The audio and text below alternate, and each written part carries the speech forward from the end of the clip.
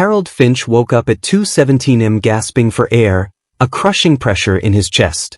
Martha found him clutching his nightshirt, face ashen. "You stopped breathing," she said. "For almost 30 seconds. In the emergency room, the cardiologist was direct. "Your heart paused during sleep. This habit of reclining right after dinner is creating the perfect storm for sleep apnea to trigger cardiac events. At your age, what you do in those hours after dinner can determine whether your heart makes it through the night." Heart attacks often strike at dawn, but the cascade begins the night before. Reclining too soon after eating is particularly dangerous. When you lean back within 30 minutes of dinner, partially digested food presses against your diaphragm, reducing lung capacity by 30%. It also creates pressure on your vagus nerve, which can trigger bradycardia, where your heart rate drops dangerously low, sometimes into the 30s. For those with undiagnosed heart conduction issues, this can escalate to cardiac pauses during deep sleep. Doris Fisher, 82, discovered this danger during Thanksgiving at her daughter's home. "After dinner, I settled into their reclining sofa to watch a movie with my grandchildren," she explains. "I woke up in an ambulance with a heart rate of 29. The hospital found no blockages or structural problems. The culprit was positional vagal stimulation from reclining after the heavy meal. The monitoring data showed it clearly," Doris continues. "Every time I reclined after eating, my heart would slow dangerously within 20 minutes. It wasn't heart disease, it was my position creating a mechanical problem." The solution is straightforward. Maintain an upright position for at least 90 minutes after eating. For Doris, sitting upright after meals eliminated the dangerous episodes completely. "Now I set a timer after dinner, 90 minutes minimum before reclining.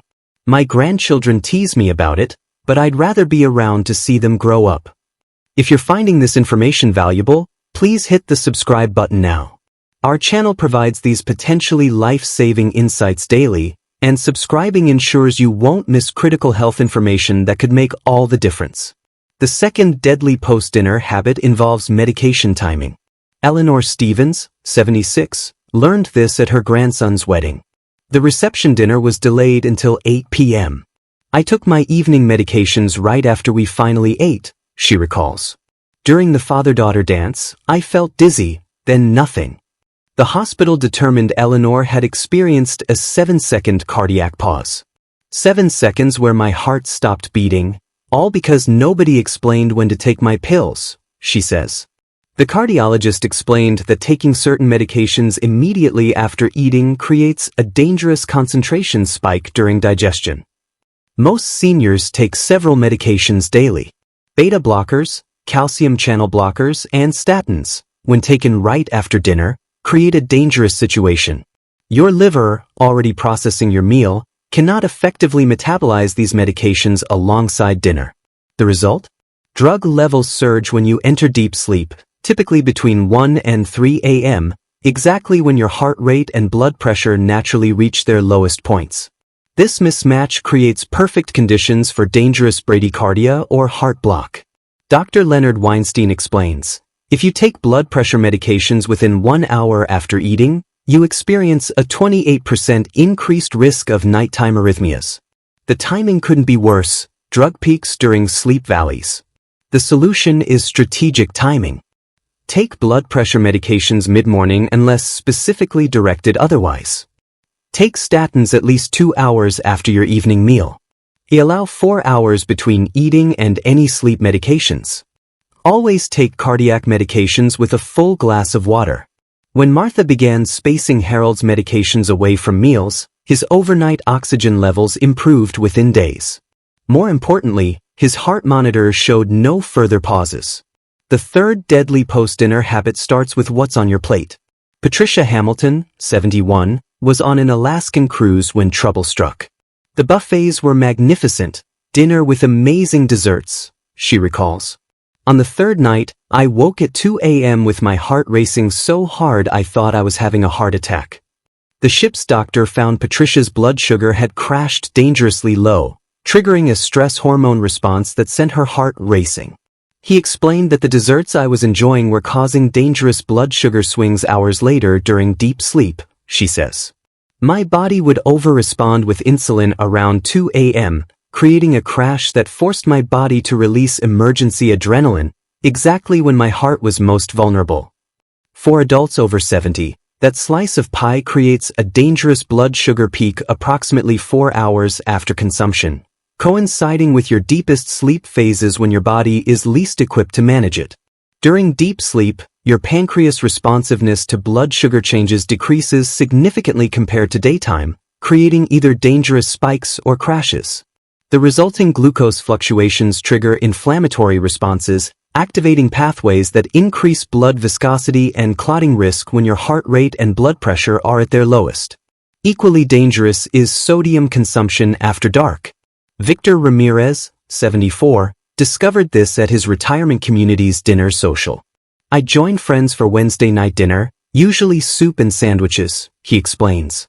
Thursday mornings, I'd wake with swollen ankles and blood pressure at 185/95. Other mornings it was normal. Research shows that salt intake after 6 p.m. creates a 19% greater blood pressure increase than the same amount consumed earlier in the day. This occurs because kidney filtration efficiency naturally declines during sleep, leaving sodium and fluid in your bloodstream when your cardiovascular system is most vulnerable. The solution combines timing and content. Finish eating 3 hours before bedtime. Keep evening sodium intake below 500 milligrams. Avoid simple carbohydrates after 4 p.m. If you must snack, choose small portions of protein-fat combinations. The fourth deadly post-dinner habit involves evening screen time. James Whitaker, 72, discovered this while staying at his son's home. My son has TVs in every room. I'd watch news and sports right up until bedtime, he explains. I started waking up feeling exhausted despite sleeping 8 hours. His cardiologist recommended overnight monitoring. The results were alarming. I was having dozens of breathing pauses during sleep, some lasting almost a minute. Each time, my heart would race to compensate. My oxygen would drop dangerously low. The cause: the combination of evening screen exposure and sleep apnea. The blue light from those TVs was suppressing my sleep hormone production by 80%, disrupting my sleep cycles and making my breathing problems worse, James explains. For seniors with undiagnosed sleep apnea, which affects nearly 40% of adults over 70, evening screen time creates a physiological storm. The blue light suppresses melatonin production, fragmenting sleep and preventing your brain from properly cycling through sleep stages. Each breathing pause triggers stress hormones that force your heart to work harder when it should be recovering. During these episodes, your oxygen saturation can drop from normal to dangerously low in seconds. Your heart, sensing this oxygen crisis, beats faster while blood vessels constrict, raising your sleeping blood pressure significantly. The solution is a digital sunset before bedtime. No screens 90 minutes before sleep. Use blue light blocking glasses if screens are necessary. Replace evening news with audio content without emotional triggers. Keep all screens out of the bedroom. We upload new, crucial health information daily. Hit subscribe now so you don't miss tomorrow's video about the morning habit that's secretly damaging your joints. The fifth deadly habit compounds all previous risks: alcohol consumption. William Taylor, 77, discovered this during his 50th wedding anniversary celebration. We had wine with dinner and a champagne toast, he recalls.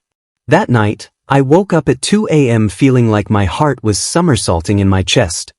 At the emergency room, William was diagnosed with atrial fibrillation, a condition he'd never had before.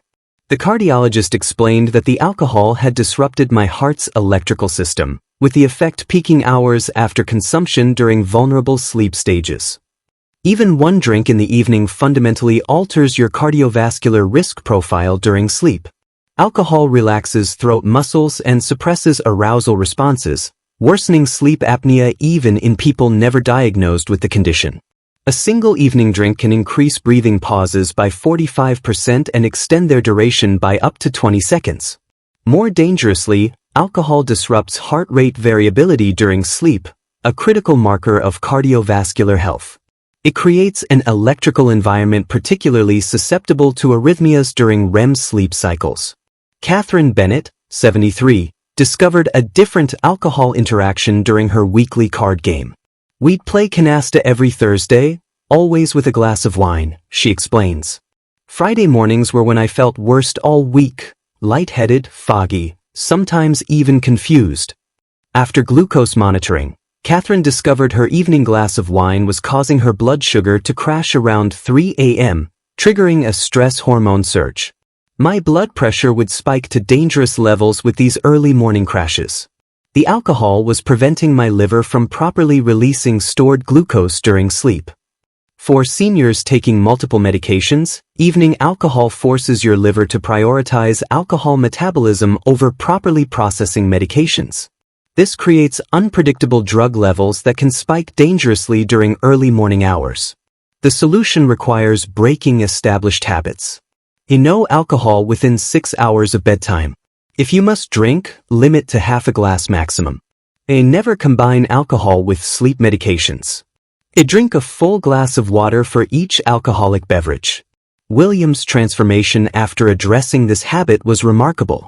My cardiologist suggested eliminating alcohol for 30 days. Within the first week, my morning dizziness vanished. Follow-up monitoring showed eliminating this single habit reduced his irregular heartbeat episodes by 63%. Now for the cardiac protection protocol that can save your life.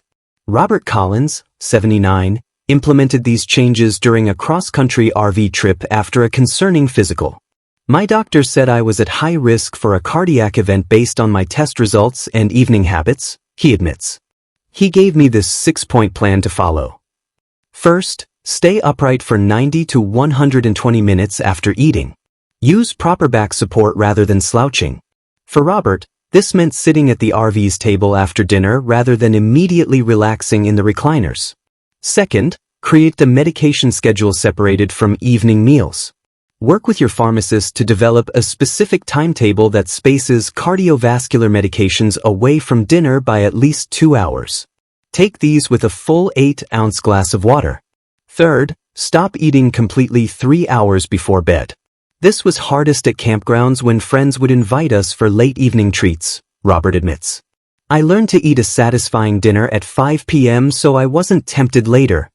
Fourth, stop using screens 90 minutes before bedtime. Replace screens with gentle music, audiobooks, or conversation. We started playing cards instead of watching TV in the evenings, Robert says.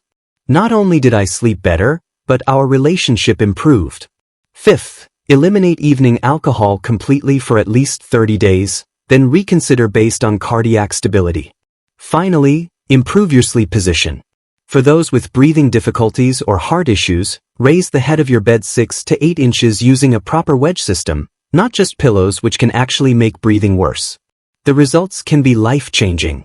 After implementing all 6 changes, Robert's follow-up testing showed dramatic improvements. My overnight oxygen stays normal now.